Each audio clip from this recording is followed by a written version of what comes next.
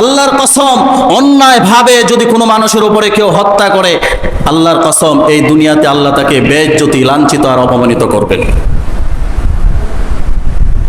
কারণ অন্যায়ভাবে হত্যা এটা আল্লাহ সহ্য করবে না।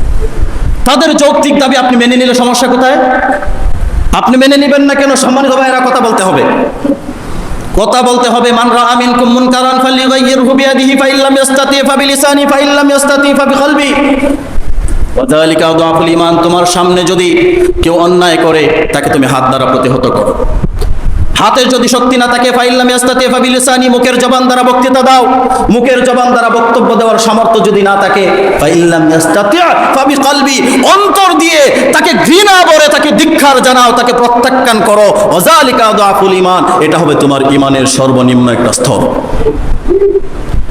এখন আপনি যারা আন্দোলন করছে তাদেরকে সমর্থন দিতে পারবেন না কেন?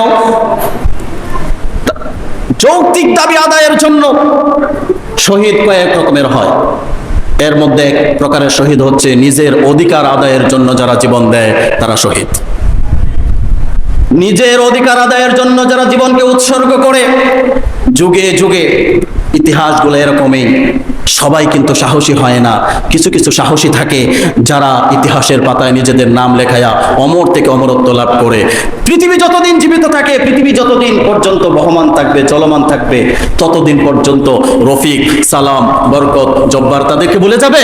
ভুলে যাবে না। ঠিক এরকম ভাবে আবু সাঈদ থেকে নিয়ে শুরু করে নরসিংদীর এনকেএম হাই স্কুলের 10ম শ্রেণীর ছাত্র তাহমিদ পর্যন্ত এই আবু সাঈদের নাম আর কখনো বাংলার মানুষ কখনো ভুলে যাবে? ভুলে যাবে না। তারা ইতিহাসের পাতায় নিজেদেরকে লিপিবদ্ধ করেছে। অল্প কিছু পরিবারের লোকজনের জন্য এবং কিছু প্রিয়জনদের ভালোবাসাকে ডিঙ্গিয়ে সবার জন্য হয়ে কাজ করেছে আবু সাঈদ। কথা বলেন না কেন? কথা বলতে ভয় পান? আবু সাঈদ তার পরিবারের মায়া ভুলে গেছে, ভালোবাসার প্রিয়জনদের মায়া ভুলে গেছে। সে সবার জন্য হয়ে সবার জন্য কাজ করেছে, নিজের জীবনকে উৎসর্গ করে দিয়েছে। আপনি চিন্তা করতে পারেন আপনি বুলেটের সামনে নিজের জীবনটাকে উৎসর্গ করে দেওয়া? এই আবু সাঈদরাই তো সাহসী, এই আবু সাঈদরাই তো শহীদ। আর শহীদদের ব্যাপারে আল্লাহ রাসূল সাল্লাল্লাহু আলাইহি ওয়াসাল্লাম কি বলেছে?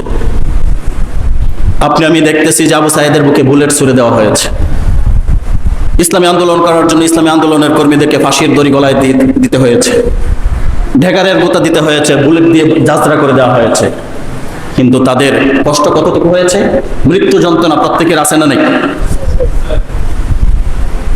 রাসূলুল্লাহ সাল্লাল্লাহু আলাইহি ওয়াসাল্লাম যখন মৃত্যুর সময় বারবার হাত পানিতে ভিজাচ্ছিলেন আর চেহারা মোবারক মুছতেছিলেন আর বলতেছেন, লা ইলাহা ইল্লাল্লাহ ইন্না লিল মাউতি সাকারাত, নিশ্চয়ই মৃত্যুতে আছে অনেক কষ্ট, আল্লাহ ছাড়া কোনো ইলাহ নাই। মৃত্যুতে কি আছে? অনেক কষ্ট। কিন্তু কারো কষ্ট কম, কারো কষ্ট বেশি। এই কমের মধ্যে সবচেয়ে কম কষ্ট হচ্ছে যারা শাহাদাত বরণ করে, যারা আল্লাহর রাস্তায় জীবন দেয়, দিন প্রতিষ্ঠার জন্য জীবন দেয়, যারা নিজের অধিকার আদায়ের জন্য জীবন দেয়। মা ইয়াজিদু শাহীদু মিন মাসিল কাতলি ইল্লা কামা ইয়াজিদু আহাদুকুম মিন মাসিল কারসা। তোমাদের পক্ষ থেকে যারা নিজেদের জীবন দেয়, শাহাদাত বরণ করে, তাদের মৃত্যুর কষ্টটা হচ্ছে এরকম। তোমাদের কোনো সঙ্গী যদি একটা চিমটি কাটে, একটা পিপিলিকা যদি তোমাদের কাউকে কামড় দেয়, পিপিলিকার কামড়ের কারণে তুমি যেরকম কষ্ট ভোগ করেছো, যেমন কষ্ট পেয়েছো, তোমার সঙ্গী তোমাকে চিমটি কাটার কারণে তুমি যে কষ্ট ভোগ করেছো, যতটুকু ব্যথা অনুভব করেছো, যে শহীদ হয়, যে শাহাদাত বরণ করে, এই চিমটির চাইতে কোনো প্রকার বেশি কষ্ট তার হয় না। সুবহানাল্লাহ বলতে পারেন না? হাসিতে যারা ঝুলে তাদের কষ্টটা কেমন? একটা চিমটি কাটার মতো। আবু সাঈদের কষ্টটা কতটুকু হয়েছে? পিপিলিকা কামড় দিলে যতটুকু কষ্ট হয় ততটুকু কষ্ট হয়েছে। কারণ সে তার ন্যায্য অধিকার আদায়ের জন্য সংগ্রাম করেছে, নিজের জীবনকে উৎসর্গ করেছে, নিজের জীবনকে বিলিয়ে দিয়েছে। আবু সাঈদরা যদি এই সংগ্রামে জয়ী হয়, আপনি আমি আমরা, আমাদের সন্তানরা কি সেটার ফল ভোগ করবে না? কথা বলেন, ফল ভোগ করবে না? আবু সাঈদরা যদি হেরে যায়, আর কোনোদিন বাংলাদেশে আপনি কোনো আন্দোলন করে জয়ী হতে পারবেন না। যার কারণে আবু সাঈদদেরকে আপনাকে সমর্থন করতে হবে, আবু সাঈদদের সহযোগিতা করতে হবে। আপনাকে আমাকে প্রত্যেকের জায়গা থেকে প্রতিবাদ করতে হবে ঈমানের দায়িত্ব নিয়ে।